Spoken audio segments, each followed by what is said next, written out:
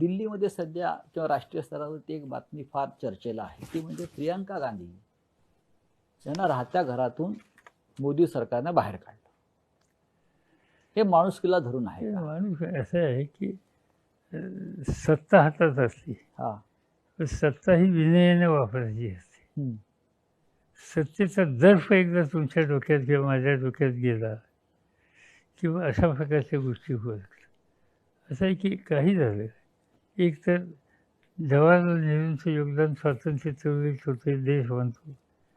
त्यांनी देशाचं लोकशाहीच्या वर्गाने देश न्यायचा रस्ता आपल्याकडे भक्कम केला, हा योगदान आहे. त्यांच्या कन्या इंदिरा गांधी देशाच्यासाठी बलिदान दिलं.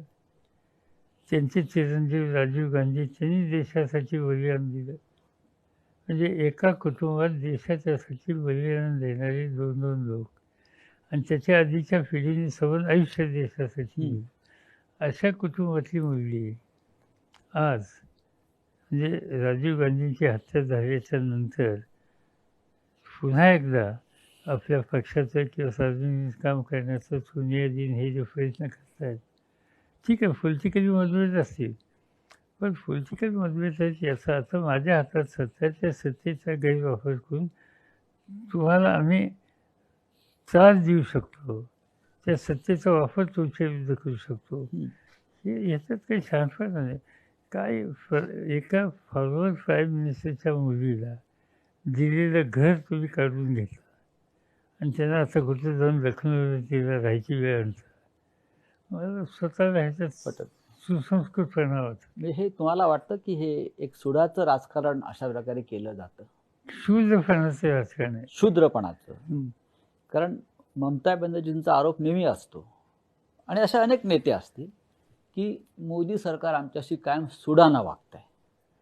म्हणजे ज्या विचारांची त्यांच्या विचारांची राज्य किंवा सरकार ज्या राज्यात नाहीत त्यांच्याशी नीट वागायचं नाही किंवा त्यांना त्रास द्यायचा, विरोधी पक्षाची सरकार टिकू द्यायची नाही, फोडाफोडी करायची, याचं ताजं उदाहरण म्हणजे मध्य प्रदेश आहे. तर हे अशा प्रकारे ज्याला सत्तेचा गैरवापर आपण म्हणतो तो होतोय का विरोधकांची सरकार अस्थिर करण्यासाठी? म्हणजे मी असं बघितलंय की मनमोहन सिंगाच्या सरकारमध्ये मी होतो. मनमोहन सिंगाचे सरकार असताना मोदी साहेब हे गुजरातचे मुख्यमंत्री होते आणि त्यावेळेस काही राज्य ही भाजपकडे होती. अनेकदा मी असं बघायचो, मुख्यमंत्र्यांची परिषद असेल तर सगळे मुख्यमंत्र्यांची, तर त्याच्या आदल्या दिवशी किंवा आणखीन आधी 2-3 दिवस यांची वेगळी बैठक असायची.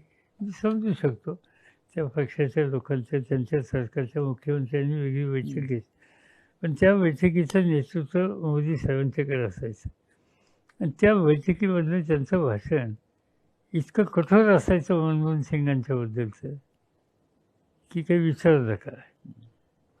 आणि नंतर मग मिटिंगला यायचं आणि काय त्यांची प्रश्न मांडायची, तो त्यांचा अधिकार आहे, त्याच्याबद्दल माझं काही म्हणणं नाही. पण देशाच्या प्रधानमंत्र्यांच्याबद्दल राज्याचा एक मुख्यमंत्री इतकी टोकाची भूमिका मांडतो हे आम्ही त्याच वेळेला पहिल्यांदा पाहिलं. याच्या आधी कधी घडत नव्हतं. आज याच्या उलट परिस्थिती आहे.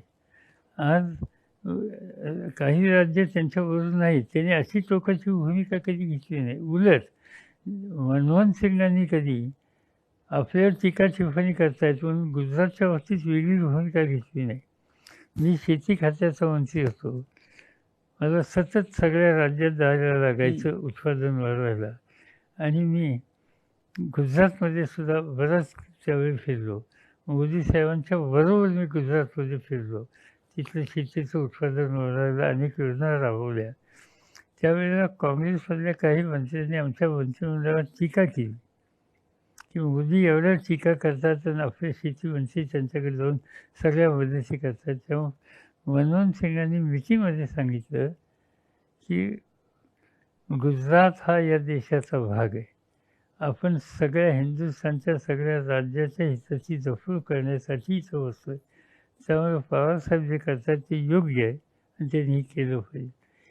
हे धोरण आणि आज आम्ही हे बघतो आहे की ह्याचं सरकार फार आता राजस्थानच्या सरकारमध्ये आणखीन काही करता येईल का या सगळ्या चर्चा आहेत. पण याच्यामध्ये आपल्या राज्याचा नंबर येईल असं वाटतंय का, महाराष्ट्राचा? तर ते बोलतात, अनेकदा बोलतात. म्हणजे काही लोक बोलतात त्यांच्या पक्षातले, आता त्या पक्षातले जे बोलतात त्यांना जन्मांसात किती किंमत आहे आणि तिथे किती किंमत आहे मला माहिती कारण नाही, पण ते बोलतात. पुलतचं सरकार सुद्धा नंतर बरखास्त केलं की तुम्ही वेगळ्या विचाराचे होता. ते इंदिरा गांधींनी सगळी सरकार बरखास्त हा केली हा आणि त्याचं कारण दाखवलं. हम्म, त्याचं काय झालं, त्याच्यानंतर 80ची निवडणूक हम्म. झाली हम्म. आणि तिथं काँग्रेसची सत्ता सगळीकडे आली. जिथं विरोधी सरकार होती तिथंही काँग्रेसची मेजॉरिटी. म्हणून हा लोकांचा कौल आहे असं सांगून इंदिरा गांधींनी ती सगळी सरकार बरखास्त केली. आज तशी स्थिती नाही आहे. हे ऑपरेशन कमळ काय आहे? ऑपरेशन कमळ याचा अर्थ सरळ सत्तेचा गैरवापर करून लोकांनी निर्वात केलेली सरकारं हम्म. ही दुबळी करणं, डिस्टॅबिलाईज करणं आणि त्याच्यासाठी केंद्राच्या सत्तेचा पुरेपूर गैरवापर करणं. कारण महाराष्ट्रामध्ये ऑक्टोबर महिन्यामध्ये ऑपरेशन कमळ होईल असं सातत्यानं पसरवलं जात आहे. पहिल्यांदा 3 महिन्यात सांगत होते, हा. नंतर आता 6 महिने झाले. हम्म. आता 6 महिने झाले, त्यानंतर सप्टेंबरचा वायदा आहे. काही लोक ऑक्टोबरचा करतात. माझी खात्री आहे की 5 वर्ष हे सरकार उत्तम रीतीने राज्याचा कारभार करेल आणि काही ऑपरेशन कमळ असो नाही तर आणखीन काय असो, याचा काही परिणाम उद्धव ठाकरेंच्या सरकारवर होणार नाही. होणार नाही. देवेंद्र फडणवीस यांनी 2 गंभीर आरोप आपल्यावरती केले मधल्या काळामध्ये, किंवा ते म्हणतात गौप्यस्फोट आहेत. त्यात पहिलं त्यांनी एक जो आरोप केलेला आहे एका मुलाखतीमध्ये अलीकडच्या, की 2014 साली तुम्हाला भाजप बरोबर सरकार बनवायचं होतं. सुरुवातीच्या काळात नाही, तुम्ही पाठिंबा जाहीर केला, त्यानंतर सरकार शिवसेनेबरोबर बनलं. पण मधल्या काळामध्ये तुम्ही आणि भाजपचे वरिष्ठ नेते हे महाराष्ट्रात सरकार बनवण्यासंदर्भात चर्चा करीत होते असं त्यांनी ठामपणे परवा सांगितलेलं आहे. त्यांनी सांगितलं, माझ्याही वाचनात आलं. गमत अशी एक तर हे त्यावेळेला कुठं होते माहिती नाही. डिसिजन मेकिंग प्रोसेसमध्ये यांचं काय स्थान होतं हे मुख्यमंत्री झाल्यानंतरच लोकांना माहीत झाले. त्याच्या आधी एक विरोधी पक्षातला जागरूक आमदार म्हणून त्यांचा लौकिक होता. पण सबंध राज्याचा किंवा देशातल्या नेतृत्वामध्ये बसून निर्णय घेण्याचा अधिकार त्यांना होता असं मला कधी जाणवलं नाही. ते म्हणतात त्या काळामध्ये, म्हणजे एकदा मी कॉन्शियसली एक स्टेटमेंट केलं, सेना आणि BJPचं सरकार बनू नये म्हणून. माझी पहिल्यापासूनची वरापासूनची इच्छा होती की सेनेने भाजपबरोबर जाऊ नये. पण ते जातील ज्यावेळी दिसलं त्यावेळी मी जाणीवपूर्वक स्टेटमेंट केलं की आम्ही तुम्हाला बाहेरून पाठिंबा देतो. हेतू हा होता की सेना त्यांच्यापासून बाजूला व्हावी. ते घडलं नाही, त्यांनी सरकार चालवलं, त्याच्याबद्दल वाद नाही. पण आमचा हा सतत प्रयत्न होता की BJPच्या हातात सरकार चालवून देणं हे सेनेच्या हिताचं नाही. ज्या दिल्लीची सत्ता त्यांच्या हातात, राज्यातली सत्ता त्यांच्या म्हणजे मुख्यमंत्री त्यांच्या हातात, यामुळं सेना किंवा अन्य पक्षांना ते लोकशाहीमध्ये त्या पक्षाचं काम करण्याचा अधिकार आहे हेच मान्य त्यांना नाही. आणि त्यामुळे ते आज न उद्या या सगळ्यांना निश्चितपणाने धोका देणार आहेत. आणि म्हणून आम्ही ही एक राजकीय चाल होती. बरं, म्हणजे फडणवीस जे सांगतात ते आपल्याला मान्य नाही? अजिबात मान्य नाही. पण आम्ही त्याच्यात हे अंतर वाढावं याच्यासाठी जाणीवपूर्वक पावलं टाकली हे मी कबूल करतो. ते आता अंतर वाढलं. दुसरं त्यांनी एक आरोप असा केला की 2019चं सरकार जे आता बनलं आहे, जे 3 पक्षांचं सरकार जे आता बनलेलं आहे, त्या सरकार स्थापनेच्या दरम्यान सुद्धा किंवा त्याच्या आधी सुद्धा राष्ट्रवादीचे सर्व असं त्याने उल्लेख केला.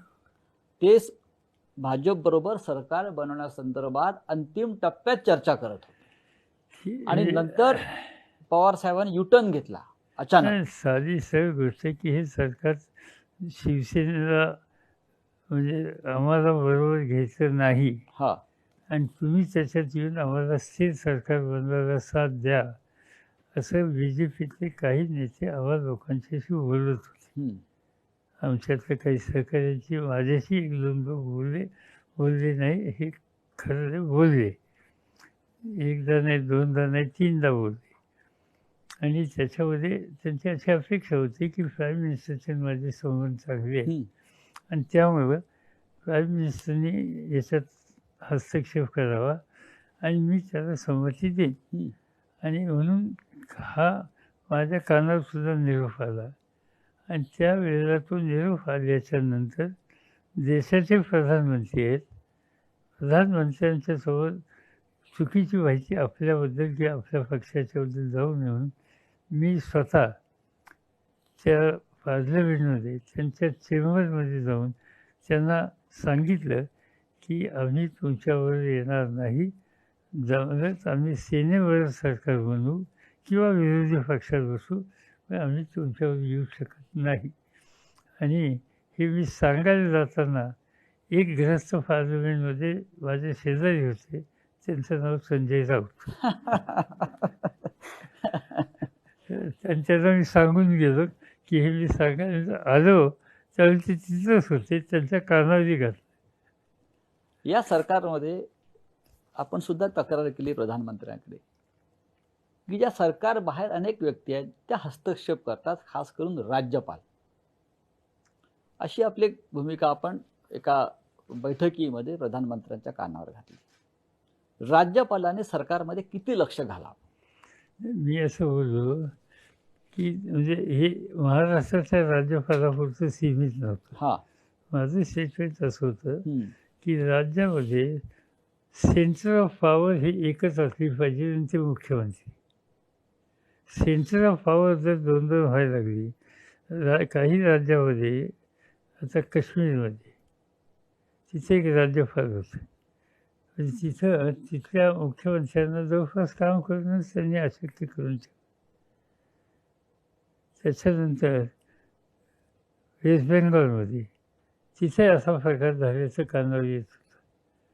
आणि त्या अशा गोष्टीच्यामुळं जर राज्यपाल हे आपल्या खरं म्हणलं तर त्यांना लोकशाहीची बहुमताच्या संबंधीची संख्या असलेलं सरकार असल्याच्यानंतर त्यांना हस्तक्षेप करण्याचं काही कारण नाही, अधिकारही नाही आहे. पण जर त्याच्यामध्ये हस्तक्षेप करत बसले आधी तर अशा प्रकारची सत्तेची एकापेक्षा अधिक केंद्र ही लोकशाहीच्या दृष्टीनं आणि संसदीय पद्धतीच्या दृष्टीनं योग्य नाही. हे माझं मत त्या वेळेला मी प्रधानमंत्र्यांना सांगितलं आणि हे जनरल मत होतं, कुठल्या एका राज्यापुरतं नव्हतं. काँग्रेसचे जे नेते मंत्रिमंडळामध्ये आहेत त्यांची अशी कायम तक्रार असते की समन्वयाचा अभाव आहे. ही त्यांची पहिली तक्रार असते. त्यांची दुसरी तक्रार असते की राष्ट्रवादीला झुकतं माप मिळते सरकारमध्ये. मला स्वतःला म्हणजे एक गोष्ट खरी आहे की म्हणजे उद्धव ठाकरेंची काम करण्याची पद्धत मी जी बघतोय ती आम्हा सगळ्यांच्यापेक्षा वेगळी आहे. आणि त्याचं कारण उद्धव ठाकरेंची कामाची पद्धत ही सेनेच्या कामाची पद्धत आहे. शिवसेनेमध्ये मी अनेक वर्षापासून बघतोय, अगदी शिवसेनेच्या स्थापनापासून आदेश येतो. हो. आणि ते आदेश आल्याच्या नंतर चर्चा सुद्धा होत नसते. काँग्रेस किंवा राष्ट्रवादी आम्ही ज्या विचारांनी वाढलो आहे, आम्ही वरिष्ठाच्या मताचा आदर करतो, पण वरिष्ठाच्याकडनं आदेशच येतो असं नाही. हो. आणि समजा एखादं मत मानलं तर त्याच्यावर आम्ही चर्चा करू शकतो, विचारू शकतो. ही आमच्या कार्यकर्त्यांच्या कामाची पद्धत आहे. शिवसेनेमध्ये एकदा नेतृत्वाने भूमिका घेतल्याच्यानंतर त्या रस्त्याने आपण जायचं आणि त्याची अंमलबजावणी करायची. ही पद्धत अगदी लहान थोर सगळ्यांच्यामध्ये आहे आणि त्या विचारानं तो पक्ष चालला, यशस्वीसुद्धा झालेला आहे. त्याच्याबद्दल माझी तक्रार आहे. पण आम्ही दोघं जण आहोत, आमच्या कामाची पद्धत ही नाही. आणि आत्ताचं जे सरकार आहे ते एकट्याचं नाही, हे तिघांचं आहे. आणि त्यामुळे तिघांच्यामध्ये या दोघांची काही मतं असली तर ती मतं जाणून घेण्याच्या संबंधीची सुद्धा एक आवश्यकता आहे. आणि म्हणून आम्हाला लोकांचा एक सूचना असते, आग्रह असते की आपण डायलॉग ठेवा. लोकशाहीमध्ये संसदीय पक्षामध्ये डायलॉग हा कायम ठेवला पाहिजे. तो डायलॉग ठेवला तर अशी चर्चासुद्धा होणार नाही. कारण ठाकरेंच्या कामाच्या पद्धतीमध्ये आम्हाला काही ऊनच दिसत नाही, फक्त डायलॉग दिसत. संवाद पाहिजे. दुसरं एक साधारण एक सूर आहे अनेक ठिकाणी जो आपण वाचतो सुद्धा किंवा बोलतात काही मंत्री जाहीरपणे काँग्रेसचे, की प्रशासनामध्ये थोडी अस्वस्थता आहे काही ठिकाणी, किंवा प्रशासनाचा जास्त जोर आहे सरकार चालवण्यामध्ये. त्याला आपण नोकरशाही, बाळासाहेब त्याला नोकरशाही म्हणायचे, लालफितशाही, असं आपल्याला जाणवतंय का? नाही, असं कसं आहे माहिती आहे का, हा जो करोनाचा काळ जो होता ना, म्हणजे अजूनही संपला असं नाही, या काळामध्ये हे चॅलेंजेस होतं, आव्हानच होतं. आणि या आव्हानामध्ये बाकीचे सगळे प्रश्न बाजूला ठेवून या करोनाचा सामना करायचा हे आव्हान CMच्या पुढं होतं. आणि त्यामुळे साहजिकच मुख्यमंत्री आणि मुख्य सचिव यांच्यावर ही जबाबदारी जास्त होती. आणि आता आपण एकत्रित रात्रंदिवस प्रयत्न करून या करोनाचं युद्ध जिंकलंच पाहिजे, ही भूमिका, आणि त्या सगळ्या भूमिकेला सगळ्यांचा पाठिंबा. आणि त्याच्यामुळं एक तर संवाद किंवा कामाच्या पद्धती या सगळ्या गोष्टीच्यामुळं थोडं थोडं हळूहळू पर्क्युलेट होतं, ही गोष्ट खरी आहे. पण याचा अर्थ ते कायमच राहील असं वाटत नाही. प्रशासन यंत्रणेची आज तिथं मदत घेतली आणि ती घेण्याची आवश्यकताही होती. पण एकदा ह्या करोनाच्या प्रकरणात आता मनोहर जोशींचं सरकार, तेही मुख्यमंत्री शिवसेनेचेच होते, तेव्हा कधी अशी चर्चा झाली नाही. त्यामुळे मनोहर जोशींच्या काळात सेना आणि भाजप असं, आता सेना आणि भाजपच्या ऐवजी सेना, काँग्रेस, राष्ट्रवादी यांचं सरकार आहे. आणि त्यामुळं मनोहरच्या काळामध्ये ज्या पद्धतीने सरकार चालवलं तसं इथे सरकार चालवलं जाईल. पण आज चॅलेंज आहे ते करोनाचं आहे. महाराष्ट्रामध्ये गेले काही वर्ष सातत्यानं एक सामाजिक प्रश्न संघर्षाचा उभा राहिला, तो म्हणजे जातीय आरक्षणाचा. विशेषतः मराठा समाजाचं आरक्षण आहे, धनगर समाजाचं आरक्षण आहे. हे दोन्ही समाज आरक्षणाच्या मुद्द्यावर एकमेकाच्या विरुद्ध उभे राहिलेले दिसतात.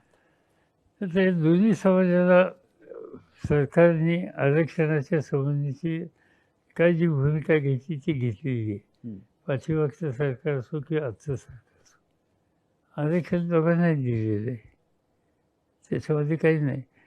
प्रश्न फक्त ते आरक्षण टिकवायच्या संबंधीचा प्रश्न आहे. आता ते जे म्हणजे कसं आहे, दोन गोष्टी आहेत. धनगर समाजाचं आरक्षण आहे, धनगर समाजाची मागणी आणखीन 2 पावलं पुढे जाऊन आदिवासीच्या संबंधीची जी भूमिका आहे आरक्षणाची, ती ॲप्लिकेबल करावी. आणि त्याच्यामध्ये कारण एक असं आहे की धनगर समाजातला एक वर्ग असा आहे की तो मेंढरा राखतो. एकदा पावसाळा संपला की तो आपल्या मेंढ्या देशावरनं म्हणजे घाटावरनं कोकणात घेऊन जातो आणि नंतर पाऊस सुरू होण्याच्या आधी परत आपल्या भागामध्ये येतो. म्हणजे हा एक ट्राईब जसा एका गावात दुसरीकडे जातो, त्या पद्धतीनं धनगर समाजातला हा वर्गसुद्धा त्या पद्धतीने वागतो. आणि त्यामुळं एका दृष्टीनं हे आदिवासींचं, कारण तिथं घरदार नसतं, निवारा नसतो, जसं जसं हिरवेपणा खायला मिळेल तसं तसं पुढं जात असतो. आणि त्यामुळं जिथं स्थिरता नाही अशा कुटुंबाच्या संदर्भात आपण ट्रायबलच्या बाबतीत वेगळी भूमिका घेतली, तीच भूमिका इथं घेऊन तशाच सवलती इथं दिल्या पाहिजेत, ही मागणी धनगर समाजाची आहे. ती एकदमच काही दुर्लक्ष करण्यासारखी नाही. पण त्यांना त्या संबंधीच्या काही सवलती आहेत, त्या आणखीन आदिवासींच्या सारख्या द्याव्यात असं म्हणणं त्यांचं आहे. याच्या उलट आदिवासी समाजातल्या नेतृत्वाचं म्हणणं की आमच्या वाट्यात दुसरं कोणी येऊ नये. आणि त्यामुळे थोडंसं ते एक प्रकारचं अंतर आहे. आता हे एका बाजूचं अंतर असताना मराठा समाजाचा प्रश्न आला. आणि मराठा समाजामध्ये बहुसंख्य लोक जे शेती करतात, नोकरी करतात, शेतमजूर म्हणून काम करणारा वर्ग आहे. महाराष्ट्रातली शेती म्हणलं तर जवळपास 80% शेती ही झिराई शेती आहे. पावसाचा आता यंदा पाऊस चांगला आहे, चांगली गोष्ट आहे. पाऊस नाही पडला तर सवन शेती अर्थव्यवस्था उद्ध्वस्त होते आणि त्याच्यात हा जगणारा वर्ग सवन एकदम तो उद्ध्वस्त होतो. म्हणून या वर्गाला काही सवलती दिल्या पाहिजे ही मागणी होती. काही प्रमाणाच्या सवलती दिल्यात. आता त्या सवलतीच्या विरुद्ध काही लोक कोर्टात गेले. तो मामला सुप्रीम कोर्टात आज उद्या आहे. आता महाराष्ट्र सरकारने, उद्धव ठाकरे सरकारने देशातले उत्तमात उत्तम वकील तिथं आता त्यांनी दिलेत आणि हा जो सरकारचा जो निर्णय आहे तो टिकावा या दृष्टीने ते आता काळजी घेतात. कोर्ट काय ठरवेल ते आपण बघायचं. पण उद्या कोर्टाचा निकाल हा उलटा-सुलटा गेला तर ज्या आता मुलांना सवलती मिळतात शिक्षणातल्या, नोकरीच्या, त्याही जातील ह्याची चिंता आहे आणि त्याच्यामुळं याबद्दलचा एक आग्रह आहे. संपूर्ण देशामध्ये विरोधी पक्ष ला फार जाग आलेली दिसत नाहीये. अनेक प्रश्नावरती विरोधी पक्ष हा विखुरलेला आहे. खरं म्हणजे विरोधी पक्षाची भूमिका लोकशाहीमध्ये फार महत्त्वाची. आपण सुद्धा विरोधी पक्ष नेते होता, राज्यामध्ये होता, पार्लमेंटला आपण विरोधी पक्ष नेते पदाची जबाबदारी सांभाळली. हा विरोधी पक्ष भविष्यामध्ये एकत्र येऊन काही देशासमोर एक चांगलं काम, जसा जनता पक्षाच्या काळामध्ये जनता पक्ष निर्माण झाला आणि एक आव्हान उभं राहिलं होतं, अशी आपल्याला काही शक्यता वाटते का भविष्यामध्ये? मला स्वतःला असं वाटतं की आता एक कोरोनाचं संकट एकदा कमी झालं आणि पार्लमेंट सुरू झालं तर आज देशातल्या विविध राजकीय पक्षाच्या नेत्यांच्यामध्ये एक भावना अशी आहे की आपण एकत्र बसलं पाहिजे. आपण एकत्र बसून एक निश्चित कार्यक्रम करून आज देशवासियांच्या समोर एक पर्याय दिला पाहिजे आणि तो पर्याय देण्याच्या उद्देशी कुवत आजच्या विरोधी पक्षांच्यात त्यांच्या ऐक्यात निश्चित आहे. पण सगळंच लक्ष कोरोनाकडे डायव्हर्ट झाल्यामुळे आज हे काम थांबलेलं आहे. ज्यावेळेला निवडणुका झाल्याच्या नंतर कोरोनाचं संकट येण्याच्या पूर्वी देशातले विरोधी पक्षाचे लोक एकत्र दोनदा बसले, चर्चा केल्या, काही गोष्टी धोरणं ठरवायच्या बाबतीचा विचार केला आणि नंतर सगळं हे चित्र बदललं या रोगामुळे. पण माझी खात्री आहे की एकदा पार्लमेंट सुरू झाल्याच्या नंतर देशातल्या सगळ्या विरोधी पक्षाच्या लोकांना एकत्र करणं याबद्दलची भूमिका घ्यावी लागेल. आपण पुढाकार घेणार आहात का त्यासाठी? माझ्यासारखी व्यक्ती त्याच्यात अधिक लक्ष देईल. मला या बाबतीत कमीपणा नाही कुणाला भेटायला आणि सगळ्यांना भेटून आपण एका विचाराने आज पर्याय देऊ शकलो तर ते देणं ही राष्ट्रीय गरज आहे आणि ती राष्ट्रीय गरज पूर्ण करण्यासाठी कशाची अपेक्षा न करता मी आणि आणखी अनेक आमचे सहकारी या बाबतीत या विचाराचे आहेत आणि त्याची अंमलबजावणी आम्ही सुरू करू. शेवटचा प्रश्न आपल्याला विचारतो. महाराष्ट्रातला विरोधी पक्ष वेगळा आहे आणि राष्ट्रीय स्तरावरचा विरोधी पक्ष वेगळा आहे. आपण महाराष्ट्राच्या विधिमंडळामध्ये विरोधी पक्ष नेता म्हणून काम केलं आहे. महाराष्ट्रातल्या विरोधी पक्षाला फार मोठी परंपरा आहे. नेतृत्व जर आपण पाहिलं विरोधी पक्षाचं या राज्यामध्ये, विधानसभा असेल, विधान परिषद असेल, आजच्या महाराष्ट्रातल्या विरोधी पक्षाला आपण काय सल्ला द्याल? असं की विरोधी पक्षाचं म्हणजे एक तर विधान परिषदेचं विरोधी पक्षाचं जे सवन टीम आहे ती काही म्हणजे आपली जी जबाबदारी आहे त्या संबंधीचं इम्पॅक्ट करायला फार यशस्वी होते असं मला दिसत नाही. विधानसभेचं चित्र आहे. विधानसभेतले विरोधी पक्ष त्याचे कमीत कमी फिरतायत, बोलतायत, प्रश्न समजून घ्यायचा प्रयत्न करतायत, काही सांगतात. विरोधी पक्षाचं हे काम आहे बोलणं, टीका टिप्पणी करणं. सत्ताधारी पक्षाच्या धोरणं कुठे चुकत असतील तर त्याबद्दल त्यांचा बोलायचा अधिकार आहे आणि तो लोकशाही ज्यांना मान्य आहे त्यांनी मान्यच केला पाहिजे. पण त्याच्यामध्ये एक अक्कस आहे असं दिसता कामा नये. आज काय या ठिकाणी दिसतं आहे की एकेकाळी आजचे मुख्यमंत्री आणि त्यांचा पक्ष आणि विरोधी पक्षात असलेले लोक हे एकत्रित काम करणारे होते आणि आज ही एकत्रित काम करण्याची भूमिका आजच्या मुख्यमंत्र्यांच्या पक्षाने घेतली नाही. त्यामुळे आपल्या हातातली सत्ता गेली, याचं वैषम्य, याची अस्वस्थता ही विरोधी पक्षाच्या नेत्यांच्याकडून विधानसभेतल्या ही अजिबात गेलेली दिसत नाही. सत्ता येते आणि जाते. लोकांनी दिलेली जबाबदारी समर्थपणानं पार पाडायची असते. ज्या वेळेला सत्ता गेल्याच्या नंतर मी आता मुख्यमंत्री होतो, माझ्या मुख्यमंत्रीपद 80 साली गेल्याच्या नंतर मी विरोधी पक्षाचा नेता झालो. पण व्यक्तिगत माझा अनुभव असा आहे की मला विरोधी पक्षाचा नेता म्हणून काम करण्यात अधिक गंमत येत होती. त्याचं एक समाधान होतं.